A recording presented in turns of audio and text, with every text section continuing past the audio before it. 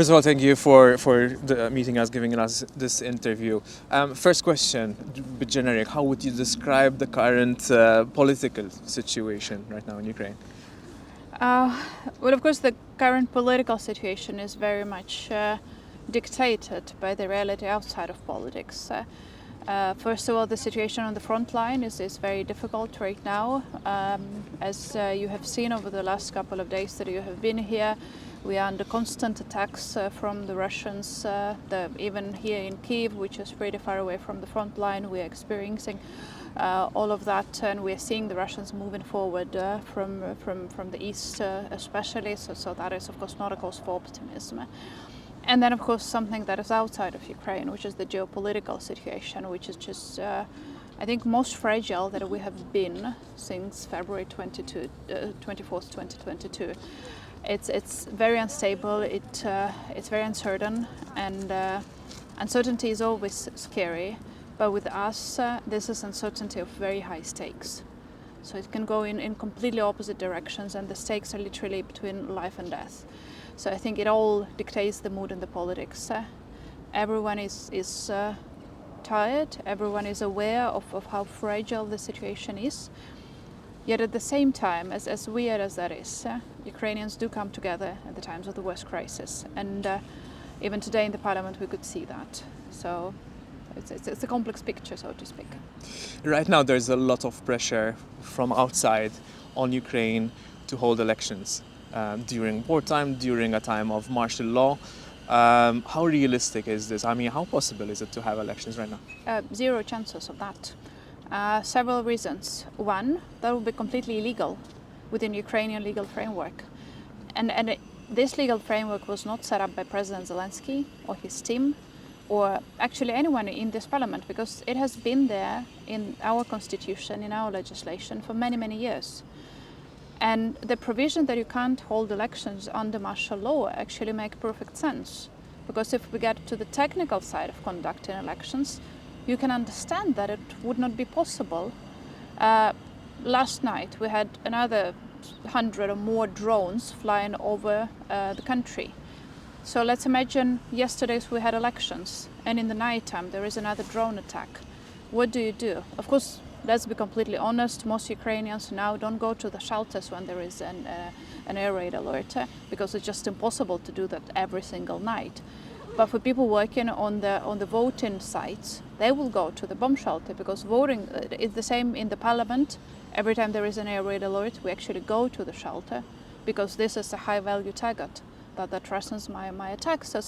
So there was election yesterday, there is another drone attack over the night. People run around with the ballot boxes all over the places, like then they might lose something, some things might happen that will automatically undermine the legitimacy of said elections. So even from that technical perspective, how do you do that? People will be scared to go to voting sites because of the potential attacks. Again, high value targets. Again, we don't go to the bomb shelters at our homes, but when my son is at school, they go to the bomb shelter because high value target. That is how it works in our reality. But I think it's most obvious why we can't do elections right now when you think about people on the front line. We have about roughly 1 million people in the armed services, roughly a third of them, so that's 300,000 on the front line. What do we tell them? We basically have two options here. One, we say you can't vote because you have to hold the front line, you have to stay in the trenches, and that's going to be extremely unfair towards the people who are actually risking their life for us to have our right to define our own future, and that does include elections. Or we tell them, you're welcome to vote, get out of the trenches, and then we can imagine what the Russians will do then. So I just, if you think about that, it's even unthinkable that someone can come up with the idea that you should do elections right now just because it's illegal, technically impossible, and politically impossible. So I'm a member of parliament from the opposition. I fully recognize the legitimacy of the president. We have a legitimate president right now. He's within his power, he's acting within constitution, and he remains in power according to our constitution. We have a legitimate parliament as well, and not a single political party in the country calls for election. An absolute majority of Ukrainians are saying that we cannot do elections right now, and they don't want elections right now until we have peace and security in the country. Are there perhaps any alternatives to elections? There was one proposal for a unity government, for example. What do you think of it? I do think unity government is a good option. It probably would have been a better option if we went to that straight first weeks of war. Right now it's a bit of a more uncertain situation and the tensions are high and all of that. But yes, I do believe that unity government would be a better option. I still think it's something that we can still debate, sort of reshape the government, give it a bit more of a boost, because some ministers over there have been working there for 3 years now under those very difficult conditions. So it can be an option, definitely better one than the elections. And right now we're seeing, well, not right now, it's been going on for 3 years, but I think it's intensified, this propaganda war against Ukraine, all this fake media, this misinformation, which is also being amplified by some really big names out there. What do you think of it? And like, do you think anything can be done to fight against this? I do think that this shows how Putin is using the instruments of liberal democracy against themselves. So Putin uses the instruments of free media, the idea of free speech, against the countries that have actually came up with those ideas, who actually support those ideas. And I think the big sort of theoretical question is, can you fight against that and remain a liberal democracy? Because every time some action is taken against Russian propaganda, they use the Western idea of freedom of speech to defend those who are spreading that propaganda. So that is a perverse world we're living in. But I think it's critically important to recognize this danger, because it's a danger not just for Ukraine. We are seeing how it undermines elections in other countries, even not at war. We are seeing how they're directly funding the pro-Russian groups, the extremely populist, extremely,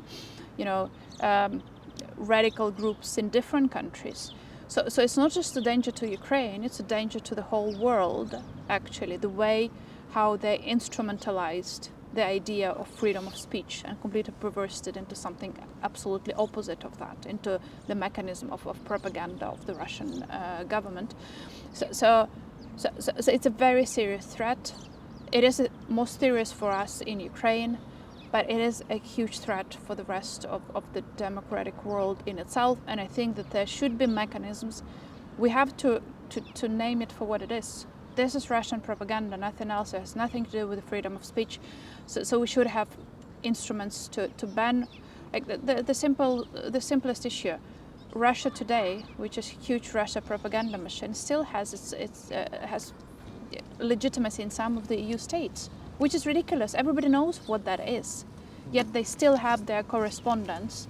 They still have presence over there. How is that possible? So the people who are working, who are running those huge state-owned machines in Russia, they still have visas to travel to the European Union.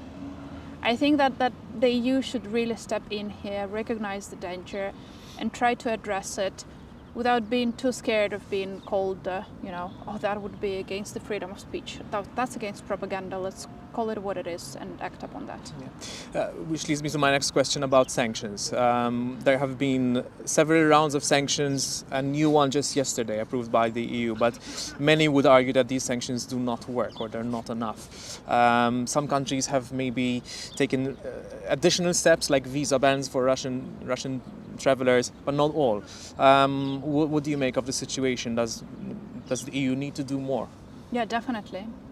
We are seeing that there still exists trade between those countries. They still take in Russian nationals. They can travel to Russia and so on, to the European Union and so on and so forth. They have never been tough enough on sanctions, partially because of the way how European Union is constructed and how decision-making process is taking place over there. Of course, we understand that there are some countries who are much more friendly to Putin. I'll give you one example. One issue I have been working on a lot about is Russian state nuclear company Rosatom. which is one of the biggest companies in Russia. It is growing in terms of its presence geopolitically. It's building new nuclear sites in Asia, in Africa, in European Union, in Hungary. And we understand that once they build their own nuclear plant over there, they will be constantly connected to that country, because it's the Russian engineers that will have to come for maintenance and all of that. And that is happening in Hungary, within the European Union. So we are calling for sanctions against Rosatom. But Hungary is always blocking that, because they don't want they're okay with continuing working with the Russians. So yes, there have to be tougher sanctions, and there have to be more compliance with the sanctions that have already been passed, because that is a big problem. If there is a huge illegal fleet of Russian tankers flying in the global waters, and everybody pretends that it doesn't exist, then what are sanctions good for if they're not completely followed through? So compliance is another critical issue, not just coming up with new sanctions.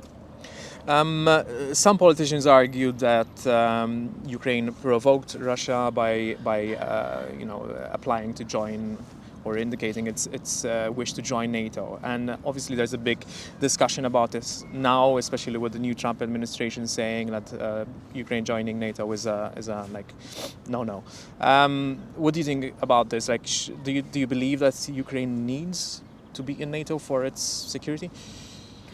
Well, first of all, the very argument that Russia attacked Ukraine because Ukraine provoked it by exercising its sovereign right to choose which blocs to join, as any other country in the world has this right.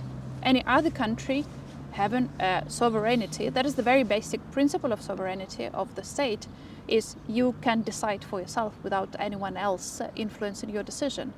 So if we say, yes, everybody has sovereignty, but Ukraine has a limited sovereignty, that it doesn't work like that.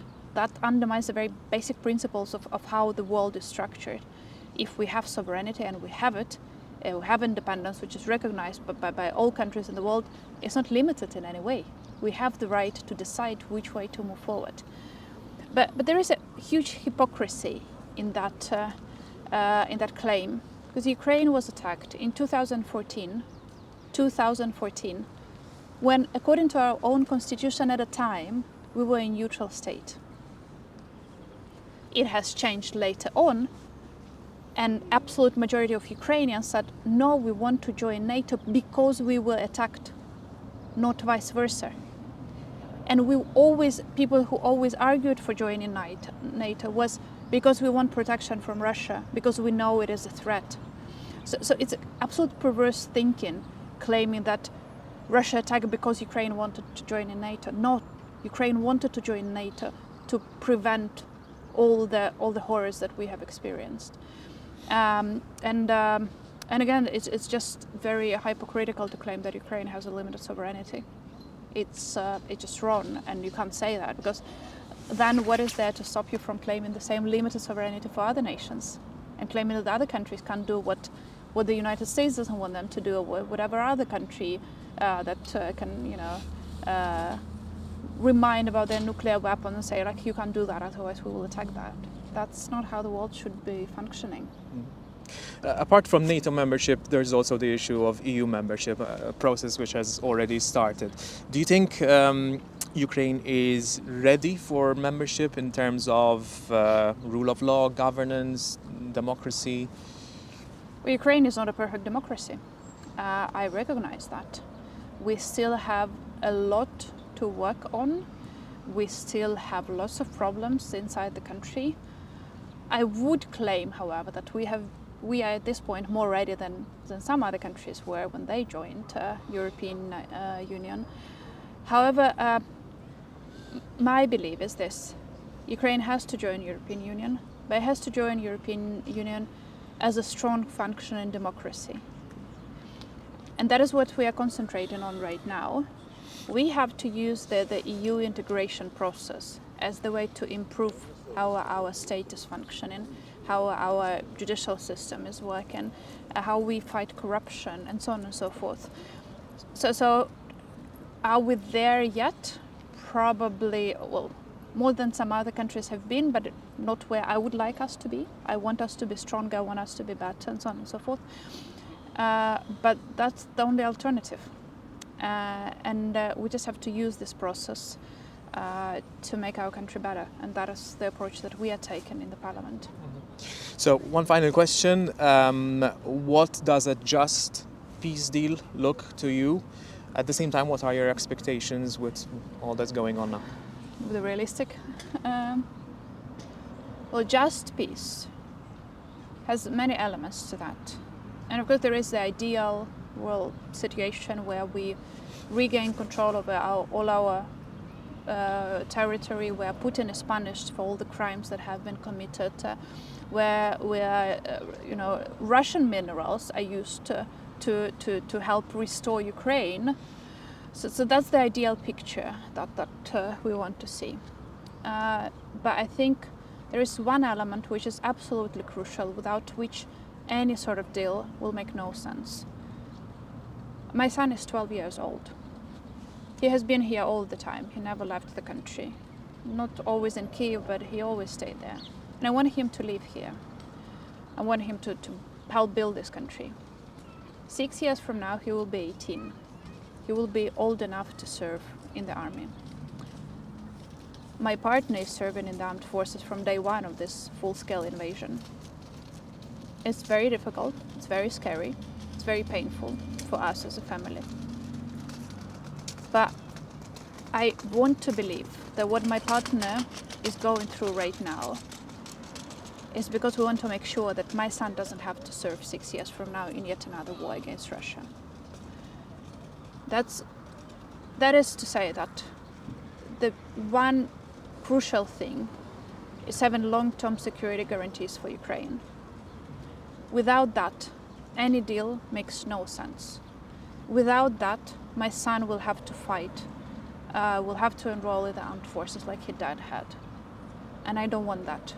I don't want that for my child, I don't want that for anyone else. So any discussions which are touching upon, for instance, that it doesn't get a lot of attention in the media, but there is one element that Putin often mentions, and that is we want to set the limit for the size of the Ukrainian army. Why on earth would we agree to that? Why? If we do that and they attack the next day, do we have to go through what we went through in February 22 again? That is a ridiculous idea that no one should agree to. It makes no sense to agree to that. The same goes for the military production, for the types of weapons that we own, and so on and so forth. Of course, the ultimate security guarantee that we're aspiring for is NATO membership.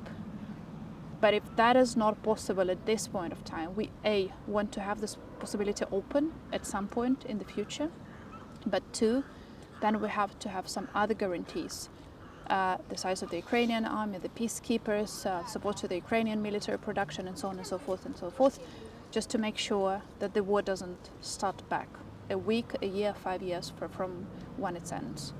That is the minimum that we are talking about. And then it's up for the world to decide if it's enough, or if actually the war crimes should be punished, because I think they should be punished. There should be punishment for the war crimes that have been committed. But that probably will take longer time. Hopefully it will be done at some point, but at this point we want to make sure that any peace deal that is made will actually be long-lasting, and we can start rebuilding our country, not being afraid that another missile will attack us at 4:30 in the morning.